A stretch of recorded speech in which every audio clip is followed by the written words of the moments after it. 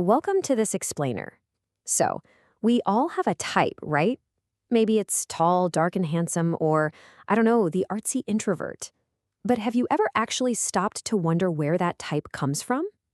Today, we're taking a magnifying glass to the intersection of personal attraction and societal influence. We're going to figure out exactly how we choose our partners and explore whether our perfectly natural preferences sometimes cross the line into hidden bias. Okay, here's our roadmap for this explainer. First, the Leonardo DiCaprio question. Second, is it active exclusion? Third, the 3 dating scenarios. Fourth, freedom versus social conditioning. And finally, number 5, the dating bias spectrum. Let's get right into it. Section 1, the Leonardo DiCaprio question. Let's use Leonardo DiCaprio as a thought experiment. Now, we all know the internet memes about the age of his partners, but let's look at a totally different metric. If a massive celebrity like him has never dated a person of Asian descent, is that automatically racism? It's a hugely provocative question, for sure. When you look at anyone's dating history, patterns definitely emerge. But the answer isn't just a simple yes or no. It depends entirely on the underlying reasons for that outcome. We can't just look at the final tally, you know? We have to look at the actual mechanics of how that tally was reached.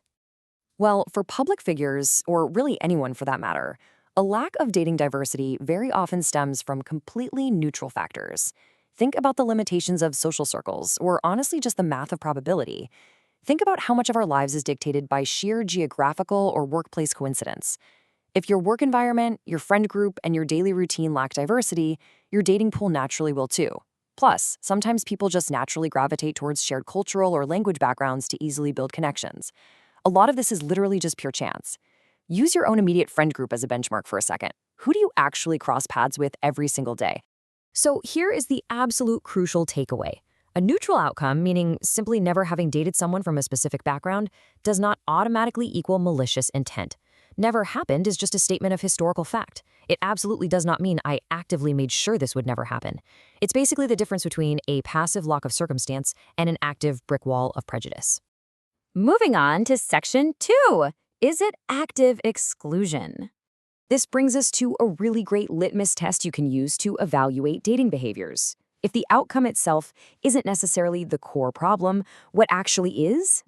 Well, we have to shift our focus away from the passive result and start asking whether there's an active, deliberate choice to exclude a specific group. Basically, is there an exclusionary rule? Is the person operating with a mental filter that says, I absolutely will not allow this category of person into my dating life? That is a fundamentally different mechanism than simply not crossing paths with someone. Section 3, the 3 dating scenarios.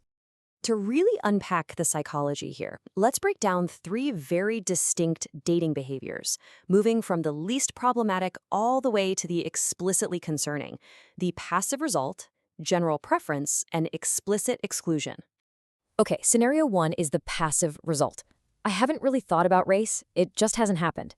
Now, this is generally not considered an issue because there's no active filtering or malicious intent going on.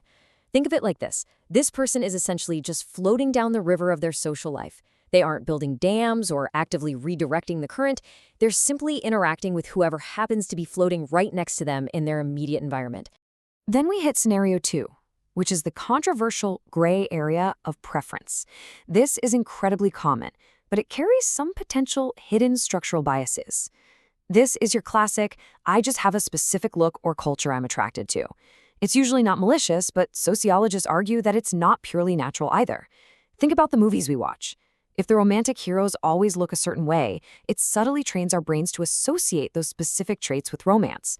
Our preferences are very often quietly shaped by the culture we consume. And then there's scenario 3, explicit exclusion. I will never date them because they are all fill in the blank. This relies heavily on derogatory stereotypes and crosses directly into discriminatory territory. You can see the stark difference here, right? The reasoning is based on lumping an entire group of wildly diverse individuals into one negative box. It's a conscious block. It is a brick wall built on prejudice rather than an organic preference. Think of this setup exactly like a traffic light. The green light is the passive result. Totally fine, no problem at all. The red light is explicit exclusion, a clear societal problem driven by stereotypes. But that yellow light, that general preference, that's where most of the cultural debate actually happens today. It demands a bit of reflection from us because it lives right in that complicated, messy gray area. Section 4, freedom versus social conditioning. So, why is everyone debating that middle gray area so fiercely in modern culture? Well, this philosophical friction comes down to a massive fundamental clash. On one hand, you have personal freedom. You absolutely have the right to choose who you date, and attraction isn't exactly something you can just logic yourself into. But on the other hand, we have the undeniable heavy weight of social influence, where our aesthetics and preferences are heavily shaped by media and history. What might feel like a purely natural preference to you or me is very often quietly shaped by things like the media's representation of beauty, historical racial hierarchies, and broad cultural stereotypes about personality traits. Let's make this super relatable. If literally every single rom-com you watched growing up featured the exact same type of leading man or leading woman, is it really any surprise that your brain eventually wires itself to find that specific look inherently desirable? This really forces us to ask a tough, introspective question about where our desires and attractions actually originate.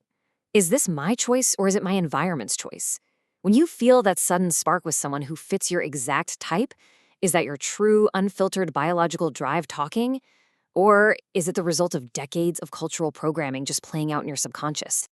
Finally, Section 5, the dating bias spectrum. So let's pull this all together. A lot of people treat this as a simple binary choice, like you either are or you aren't biased. But sociology tells us it actually functions much more like a continuous spectrum. Human behavior is messy. It doesn't fit neatly into simple checklists or binary boxes. Trying to force our dating preferences into a simple yes or no framework misses the entire reality of how human psychology actually operates within a society. The truth is, most people fall right in the middle of this spectrum. Over at phase 1 on the far left, you're completely open, no presets at all. At phase 3 on the far right, you have conscious, explicit racial exclusion. But at phase 2, smack in the middle, your choices look like personal preferences, but they are heavily influenced by the society around you. This is where the vast majority of us actually live and navigate our dating lives. The real distinction here lies between personal preference and derogatory exclusion.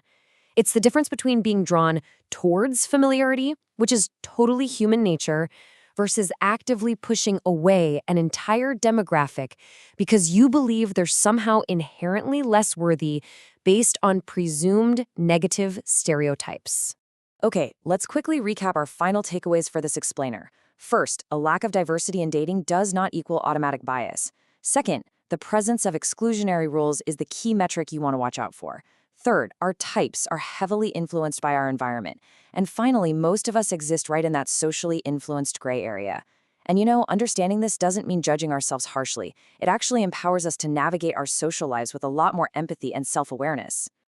I want to leave you with this one final thought to ponder today. Take a look at your own social circle right now. How much of your type was genuinely chosen by you, and how much was chosen for you? Are your preferences truly your own, or are they just a reflection of the world you grew up in? It's a fascinating question, and one that really encourages us to look a little closer at the invisible forces shaping our most intimate decisions. Thanks so much for joining me for this explainer, and keep asking great questions.